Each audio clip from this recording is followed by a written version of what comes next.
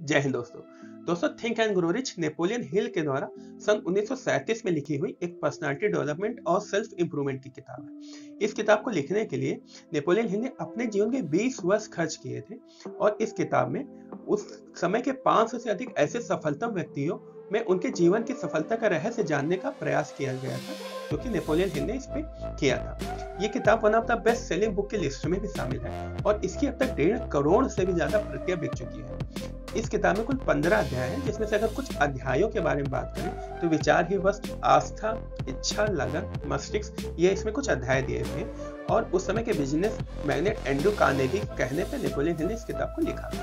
चलिए इस किताब में से एक छोटी सी कहानी आपके सामने प्रस्तुत करूंगा, जिसमें 2 प्रमुख किरदार हैं। एक है महान वैज्ञानिक थॉमस एल्वा एडिसन, दूसरे हैं Edwin C Burns. Edwin C Burns एक सामान्य व्यक्ति हैं जो कि एडिसन के साथ पार्टनरशिप करना चाहते हैं। वे उनके लिए नहीं अभी तो उनके साथ में काम करना चाहते हैं, परंतु उनके इस विचार के आगे 2 प्रमुख समस्याएं। पहली समस्या तो यह है कि वो एडिसन को जानते नहीं है। दूसरी दिक्कत यह है कि उनके पास में ऑरेंज न्यू जर्सी तक के जाने के रेल की किराया भर के भी पैसे नहीं है।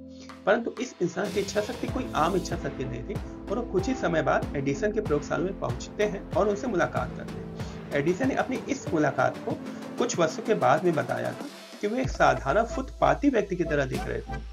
उनके चेहरे पे एक ऐसा भाव था कि वे जो कुछ भी पाना चाहते हैं उसको पाने के लिए दृढ़ संकल्पित है। और जब कोई व्यक्ति किसी चीज को इतनी प्रबलता से पाना चाहे कि उसको पाने के लिए अपना संपूर्ण भविष्य जिंदगी के एक ही पासे पर दांव पे लगाते हैं तो उसकी जीतता है। इस वक्तव्य को मैं फिर से दोहराना चाहूंगा कि जब कोई व्यक्ति किसी चीज को इतनी प्रबलता से पाना चाहे तो उसको पाने के लिए अपने संपूर्ण भविष्य को जिंदगी के एक ही पासे पे दांव पे लगाते हैं तो उसकी जीतता है। एडिसन ने कहा कि मैं देख पा रहा था कि वो अपने काम में तब तक जुटे रहेंगे जब तक कि उनको सफलता नहीं मिल जाती, और इसी कारण मैंने उनको उनका मनचाहा अवसर दिया। परंतु तत्काल उन्होंने एडिसन ने उन्हें अपना पार्टनर नहीं बना लिया, बल्कि अपने यहाँ एक साधारण वेतनमान में काम करने के लिए। कुछ समय बाद एडिसन ने एक ऑफिस यंत्र बनाया था जिसको एडिसन डिटेक्टिंग मशीन के नाम से जाना जाता है। उनके सेल्समैन इस मशीन पर विशेष रूप से रुचि नहीं दिखा रहे थे, क्योंकि उनका मानना था कि मशीन आसानी से बेची नहीं जा सकती। तभी एडविन सी बर्न्स को अपना अवसर आते हुए दिखा।